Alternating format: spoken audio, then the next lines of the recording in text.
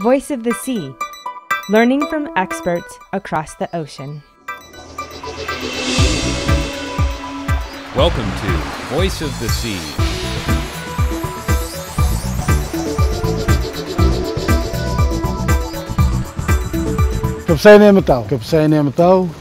Its meaning is the voice of the sea. In this episode of Voice of the Sea, Master Navigator Sesario Sewralur is the son of Mau Piailug, the master navigator who led the Hōkūleʻa across the Pacific and revived the skill of crossing the ocean without maps or instruments. Can you maybe show me the different parts of the canoe and how you would sail it? Well, this is a Polynesian voyaging canoe type of canoe. You know, it's a double hull. The canoe is very fast and of very, good condition, wind, and we can go 7 knots. But we've been trying to sail it upwind to Saipan, so it took us, I think, 40-some days but we are just doing tacking, having fun, instead of just in a hurry to get to Saipan. So we just going south, north, south, no trying to gain east until we got to Saipan. So, yeah, so this is Alingano Maisu. That's the name that my father named the canoe. What does that mean?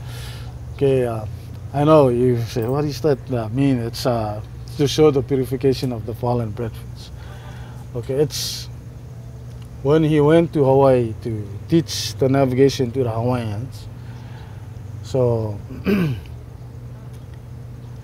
people from our island, they get mad and jealous of what he has done to the Hawaiian, and then they say his skills, what he has, what he learned is just like a fallen breadfruit. In our custom back home is your own breadfruit or my own breadfruit, and all the fruits that blown down by the wind, anybody can come and collect. It's not a problem. It's a nature cause that it throw all the breadfruits down so anybody can collect. Unless if you climb the tree and you pick breadfruit, then they will give you a fine because you're climbing somebody's breadfruit and you don't ask permission. I see. But nature cause, it just blows everything down, then anybody can come and collect. It's not a problem. So they said his skills is just like a fallen breadfruit that he just went and collect from some other people to learn navigation. So they were like jealous, get mad, and they were just saying this thing. Why you go to Hawaii and show them the skills? His skills is just like the fallen breadfruit that he went and collect from this person and collect from that person. So that's why he named his canoe Alingano Maisu. Alingano means to show the purification. Mai means breadfruit. Maisu is blown, it's those fallen breadfruits. So when the canoe, he said, when the canoe finish, then this is the name, Alingano Maisu. How many people would fit onto this size voyaging canoe? 1 navigator, 1 captain, and then 16 crew members. We have a 6-hour watch and 6-hour on, 6-hour off. So one has to go in and rest for 6 hours, one has to go out and do the work and do all the watches and everything. So it's supposed to be like 22 people altogether. How is this Hawaiian voyaging canoe different from the Micronesian voyaging canoe? So it's a big canoe. You have a lot of space for all your supplies for at least 3 months. You can go out and stay as long as you want. It's really good for the floating classroom, as I said, because when you go out, it takes time. And you can sail as long as you want. And on our type of Micronesian canoe, you can only carry maybe up to 2 weeks supplies. There is no sleeping bunk that you can go. Only 8 people, then you're too crowded on our Micronesian voyaging canoes. It's made out of fiberglass, which is really good because you don't need to bail. But our Micronesian canoe, it's a 48 hours bailing. Somebody has to be in the hull all the time to bail all the time. So they take turns. You get wet most of the time. Not most of the time, but all the time. This one, we stay dry, you know. And the Micronesian canoe, you get all the rash and everything after the voyage. Because you get salt water all the time. This one, you stay dry. When it rains, you catch rain, you shower in the fresh water.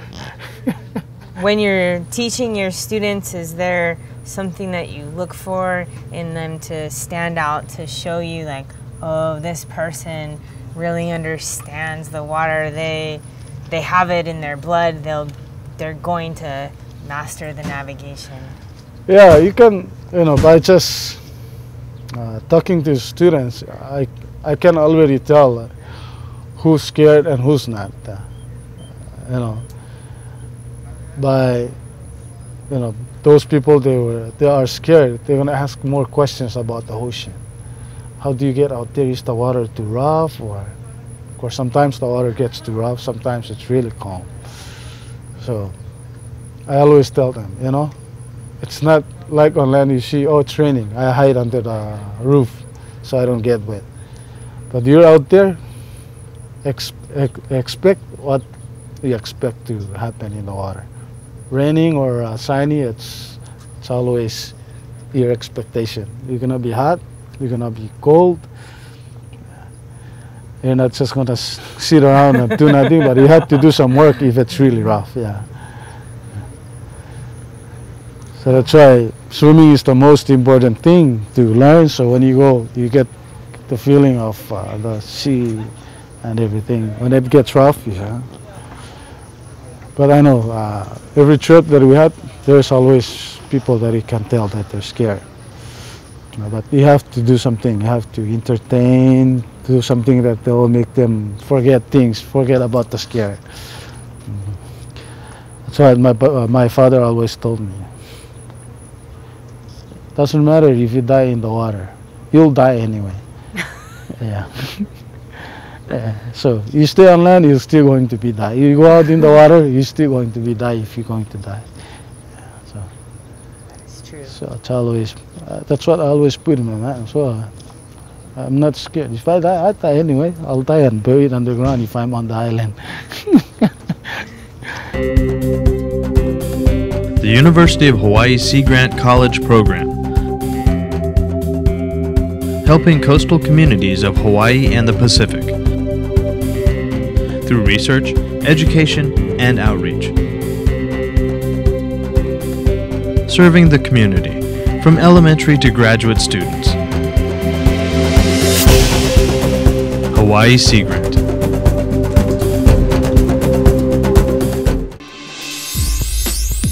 Exploring Our Fluid Earth is the dynamic curriculum developed by the University of Hawaii's Curriculum Research and Development Group.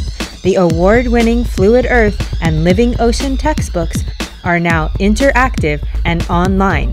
New activities, updated content, and a teacher community. Exploring Our Fluid Earth is now freely available. Find out more at exploringourfluidearth.org. Turn your love of the ocean into a lifelong career.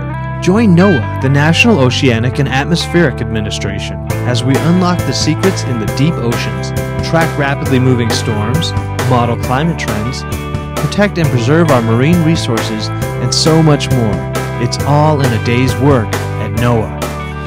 Find a career that makes a world of difference, enriching life through science, service, and stewardship. NOAA. The Curriculum Research and Development Group in the College of Education at the University of Hawaii at Manoa. CRDG's training roots go back over 40 years. Through professional development programs, curriculum workshops, research on teaching methodology, individualized school and district training, and so much more. The Curriculum Research and Development Group, improving schools, improving education. CRDG. Healthy oceans are critical to our cultural, economic, and environmental sustainability in Hawaii. The ocean serves as a source of water, food, medicine, jobs, transportation, recreation, and energy. It controls climate and weather.